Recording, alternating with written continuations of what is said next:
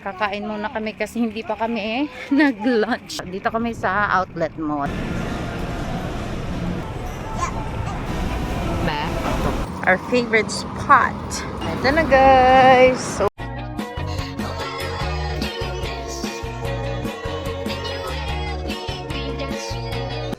So hi guys! Welcome again to our vlog. So today is Thursday and jet lag pa din kami lahat. And so far, dito po kami sa sala natutulog kasi nga as you can see sa aking mga previous vlog nung bago kami umuwi ng Pilipinas ay binaha yung basement ng apartment namin. So hindi pa kami makababa doon kasi hindi pa inayos ng company yung source ng baha ng aming basement. So kaya nandito muna kami kasi hindi na kami babalik din sa kwarto matulog kasi nga ay nagrereklamo yung neighbor namin. Kasi yung kwarto namin at saka kwarto niya ay dikit. So anyways, wag na natin pag-usapan yan. So today is pumunta lang si Daddy sa kanyang doktor kasi meron siyang appointment for the check-up and then later on ay aalis din kami kasi sabi ko kay Daddy ay hindi kami tatambay dito sa bahay kasi kung dito kami tatambay ay hindi talaga kami maka-adjust sa aming jet lag. So ang nangyayari kasi kahapon is dito lang kami sa bahay. So natulog kami buong hapon. So ang tendency ay hindi kami nakatulog kagabi. So sabi ko kay Daddy ay pag uwi niya mamaya mag-prepare na kami. 1 hour lang naman yung check-up niya. Didiretso na kami aalis. Hindi na kami tatambay dito sa bahay para ay pag uwi namin mamaya, siguro mga 6 PM uuwi na kami or 7 para makatulog na kami. And yeah, so we decided na hindi kami tatambay dito sa bahay kasi ang hirap guys, mahirap yung jet lag. Kaninang gabi ay umiiyak si Kuya. Tapos tinanong siya ni Daddy kung bakit siya umiiyak. I cannot sleep. Jet lag is the little worst thing in the world. Yan, umiiyak siya kanina kasi nga tinanong siya ni Daddy kung bakit siya umiiyak. Sabi niya ay hindi siya makatulog. Weird daw yung pakiramdam niya. So, yeah. So, mamaya hindi pa kami decided kung saan talaga pero ang napag-usapan namin ay it's either mag-strawberry picking kami or Strawberry picking! mag-indoor playground yung mga kids or sa mall. So, we don't know yet. We never decided pa kasi bahala na later kung ano yung mangyayari. So, ngayon, mag-prepare lang kami ng mga bata.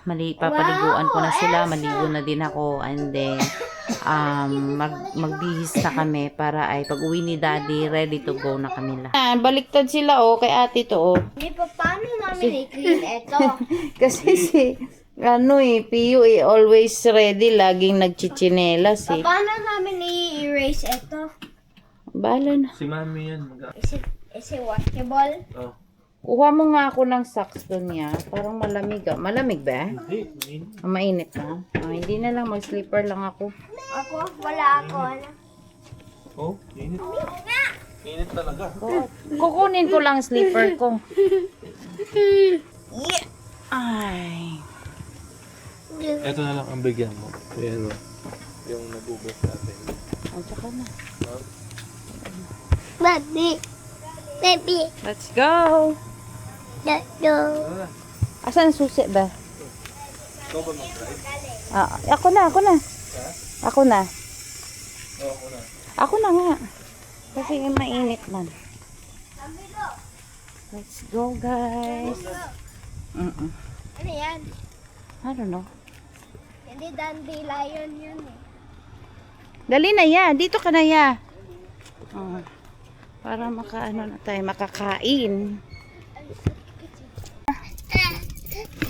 I know. Pio is crying.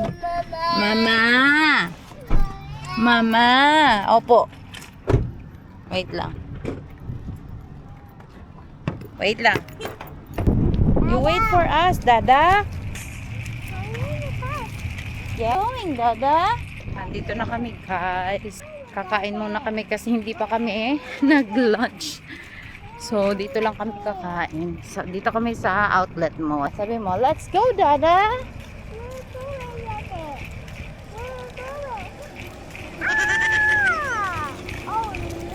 Oh no! Pio and Alicia is already hungry! Bakit ako? Di ba Bisaya ka? Ha? Bisaya ka? Check ako. Ay, check ka pa. Dito ba yung food court? Dito ba yung food court? Ay, doon. Doon yung food hall. Ay, dito na lang tayo dadaan. Okay lang. Apo, wait lang po. Bourbon chicken.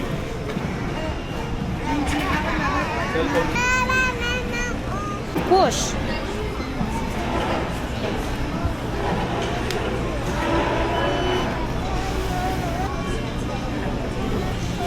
Marami pa yan. Dali ah. A&W. Let's go sit here. Oh. Where is that? High chair. Hindi na. It's okay. I'm just gonna, See yan yung high chair? yeah. Let's just use it. Shh. Huwag ganyan. Ate, ah. Sabi sobrang gutom na ako eh. Corn. It's a corn. Ayaw mo? May gusto ko. Ah, Want more? ano? Yummy. Ay.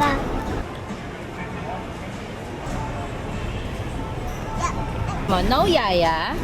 You want?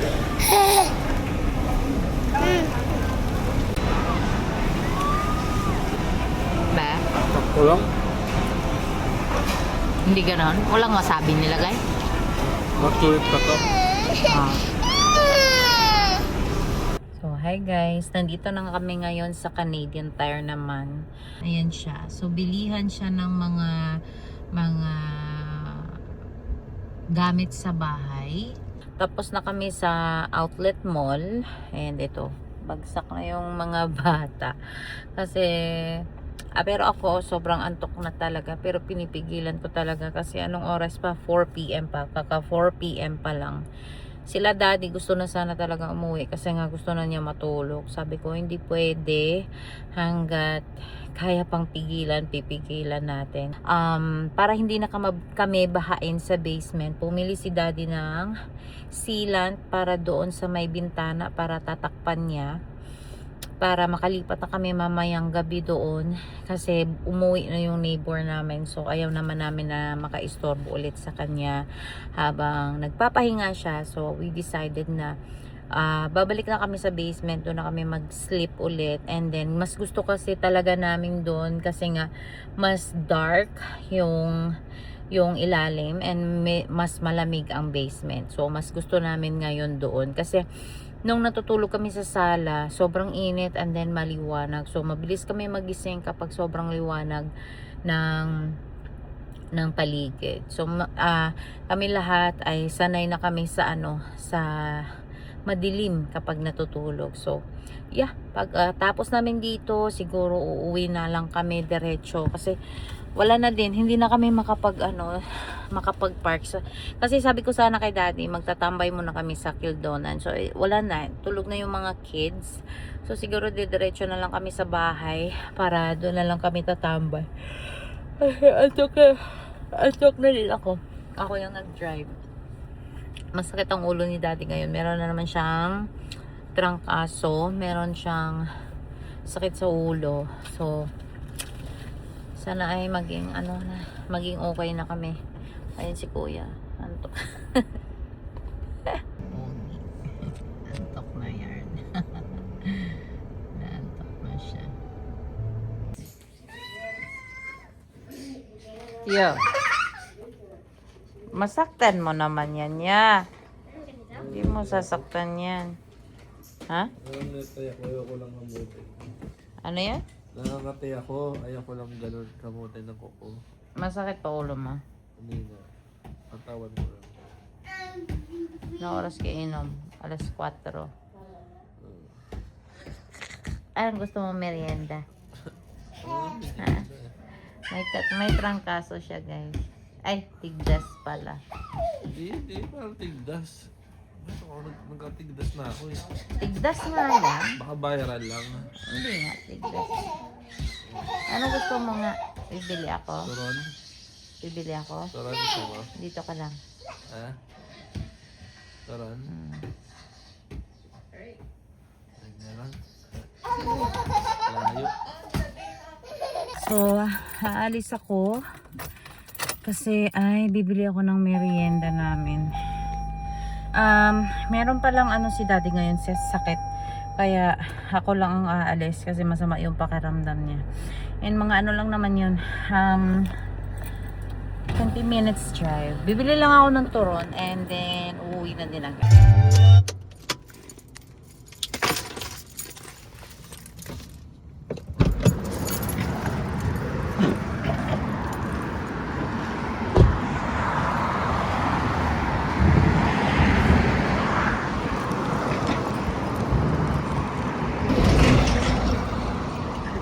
Dito ako sa Cuevas. Masarap ang turon nila dito, guys. Our favorite spot.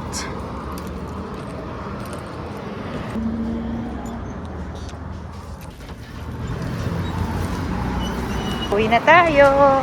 Ang kagandahan lang dito ngayon ay summer, so hindi matraffic. Wala masyadong sasakyan ang kalsada. Nanibago nga ako nung pagdating namin dito kasi sabi ko kay daddy, bakit walang traffic? Lunes na Lunes. Dapat traffic kasi kapag every Monday talaga traffic yan.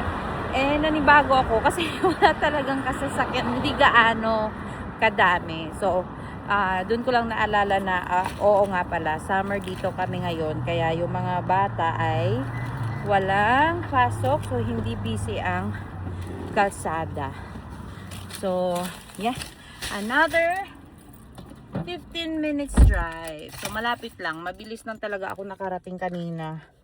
Gawa nga ng ay walang traffic. And maganda ang weather ngayon kasi hindi siya ganun ka init na sobrang init. Hindi din siya ganun kalamig. Basta sakto, parang Pilipinas. Kasi di ba galing kami ng Pilipinas. So, parang Pilipinas lang siya. Pero nga lang ay medyo parang mausok yung paligid namin. Siguro ay nandahil sa wildfire. Nandahil sa wildfire kaya yung paligid namin ay mausok. Pakita ko sa inyo. So, ito ang itsura, guys. Yan. Kapag ganyan ay ibig sabihin ay meron kaming wildfire sa paligid. Kanina lang nanood kami ng balita ni daddy. Malaki pala yung sunog sa sa BC ngayon and sa Ontario. So, I don't know kung meron kaming sunog dito sa Manitoba, but yeah, maybe meron kasi lagi kaming may sunog talaga every summer. Every summer, uso dito ang wildfire sa Canada. So, uwi muna ako, guys, kasi si daddy lang mag-isa doon and may sakit si daddy and para din ay makakain na siya ng merienda.